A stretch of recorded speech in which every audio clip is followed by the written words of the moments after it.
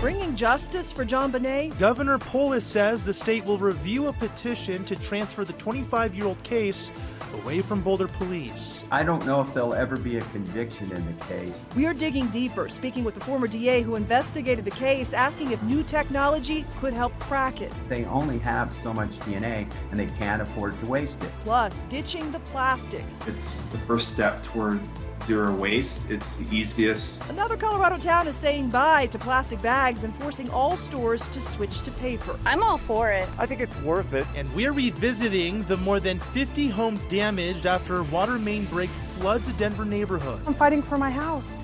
I'm literally fighting for my house. Good evening, and thank you for joining us on Denver 7 News at 10. I'm Jacqueline Allen. And I'm Byron Wang. First tonight, we've got to talk about the rain. That's right. Denver 7 meteorologist Stacey Donaldson joins us live. Stacey, we have rain moving into the Denver metro and some strong storms already on the plains. That's right. We've had some severe thunderstorm warnings that have developed across eastern Colorado. A lot of lightning here with the storms that have developed. So it's been an active night here on the radar, and we're going to see more of this as we go through the next 24 hours. But strong storms here from Cope up toward Yuma, and you can see we have a lot of lightning involved with this heavy rainfall that's moving through. We've also had some severe thunderstorm warnings over the last hour or so. Most of them have expired at this point, but we probably will see more as we go through the rest of the evening. Rain from Holyoke up to Julesburg and back toward Fort Collins. Also snow up toward Estes Park and Allens Park. And then we have some strong thunderstorm activity on the southeast side of the metro here from Centennial up through Aurora, and near the airport we have some lightning strikes there. We also have a winter weather advisory that's been issued here just to the southwest of Estes Park and Red Feather Lakes. That winter weather advisory until noon tomorrow for about 5 to 10 inches of snowfall up in the high country. So the rain will continue tonight. 38 degrees will be our overnight low. And as you're going through your morning, just be aware that we're going to be dealing with some rainfall early on and then clearing skies later in the day. So you'll need your umbrella or maybe just a rain jacket for early tomorrow. And then we have some bigger changes on the way on the 7-day forecast. I'll have that for you coming up.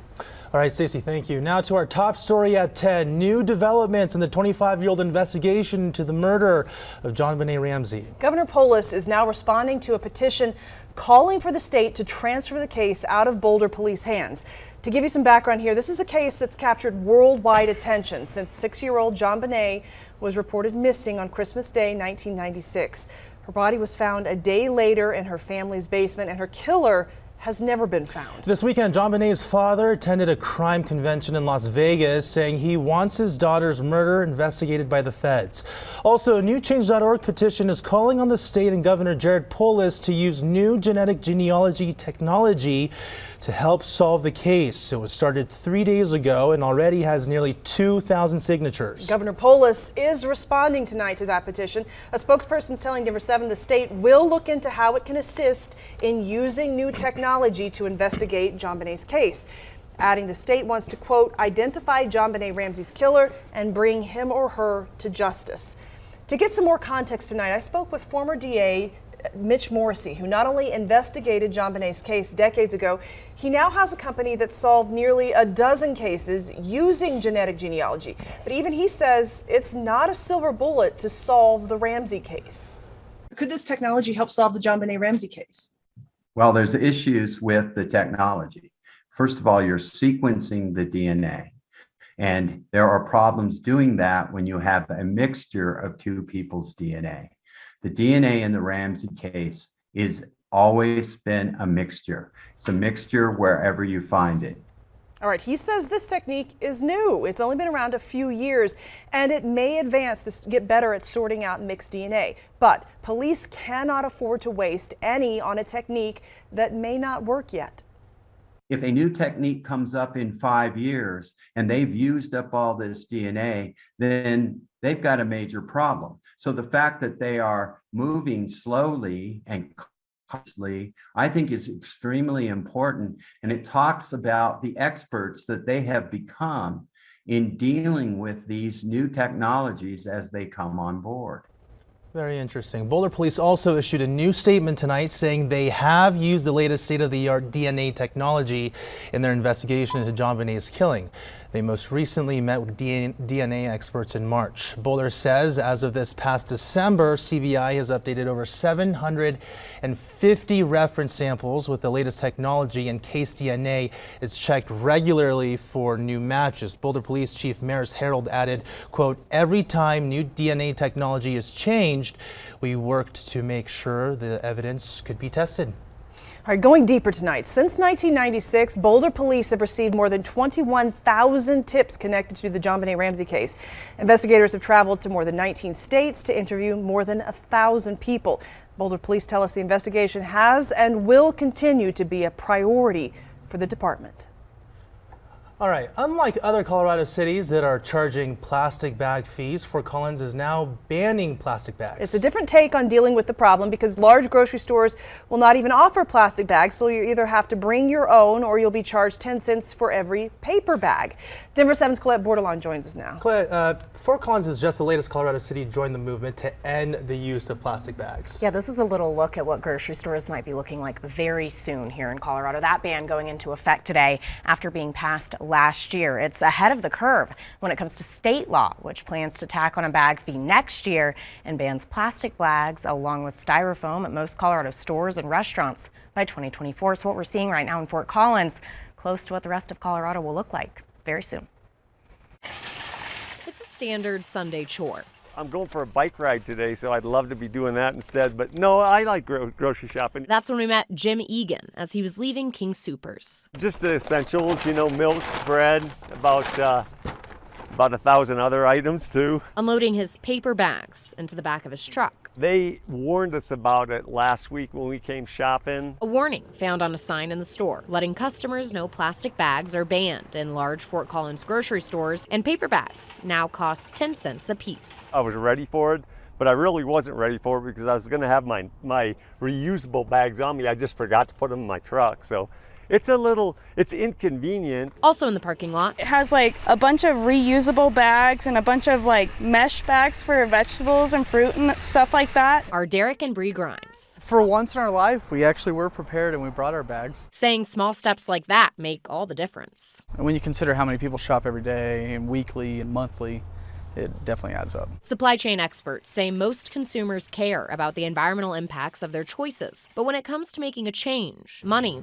does come into play. Because it really is a balance between the economy and the environment. It's not one or the other. Jack Buffington is with the University of Denver and sees the ban as only a start. It's going to take innovation and incentivizing entrepreneurs to really solve the problems. Saying the bigger problem is about more than just the bag and the single-use plastics that go into it. But for now, I don't mind paying an extra dime per bag if I forget my reusable ones. Egan is happy to swap out the plastic for paper and still enjoys his trips to the store.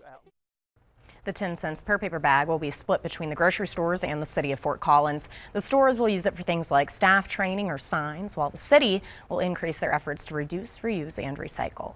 Anyone who's income qualified assistance and receives that at either the local, state, or federal level does not have to pay the fee for the paper bags. In the studio, Colette Bordelon, Denver 7. All right, very interesting. Thank you, Colette. This week is the final week in the legislative session, and lawmakers will try to push through every bill they can. And that includes a program to boost our state's recycling rate, which sits at a very low 15%. Going deeper tonight, under the Producer Responsibility Program, companies would be required to pay for the waste they create. That money would then be used for a statewide recycling program. This bill has an exemption for companies that report less than $5 million in annual revenue. 2 people shot overnight in southwest Denver, just a few blocks away from Ruby Hill Park. Investigators are still working to find a suspect. Police say the victims took themselves to the hospital and that they are expected to survive. Aurora Police have officers on the lookout tonight for illegal street racers. The department tweeted out that they have dedicated officers that are proactively looking for street racing tonight, and those officers are taking enforcement action if a driver is caught. It's been a week since a water main break in Denver's Berkeley neighborhood flooded several streets and about 50 homes. And while the water is finally gone, homeowners tell Denver 7's Patrick Perez that the nightmare is just beginning. It's devastating. I mean, it's devastating. Rose Gonzalez never thought her home of nearly 3 decades could look like this. They finally drained all the water, which took almost a week. There was so much water down there. Her home was one of dozens flooded during last Sunday's water main break near 45th and Perry in Denver's Berkeley neighborhood. Now they have to cut the walls because the water seepage came up through the walls. So they have to mitigate all the walls. They're taking out flooring. The flooding was so bad, it even separated the foundation. Cracks around the house show sunlight seeping through. Well, I think the biggest concern is the structure of the home. I mean, we're not going to see it for months, maybe years. Denver Water hired contractors to fix the home, and while those crews work inside, a pod outside contains some of her belongings. She's still not sure what's salvageable. I know people say, oh, you could replace this. There's some heirlooms, family heirlooms that can't be replaced. In addition to the damage to her home, her 2 cars, she says, are totaled.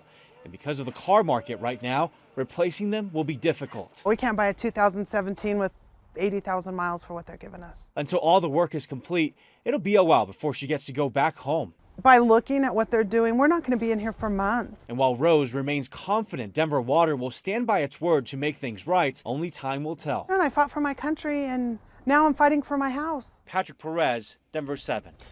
Denver Water tells us about 4 million gallons of water was lost during the main break. The pipe that burst was about 100 years old. Crews are still investigating what exactly caused it to break. The most fun sales are the people who originally say no way, but then I am able to convert them. A special creepy crawly ingredient. A Denver college student is creating a buzz with her brand of healthy snack products. You know exactly where it's coming from, and it's all organic. Plus, path of destruction. A massive tornado tears through Kansas. The entire twister caught on a drone camera. And Colorado Congressman Jason Crow goes to Ukraine with Democratic leadership to send a message. America stands with Ukraine. We stand with Ukraine until victory is won.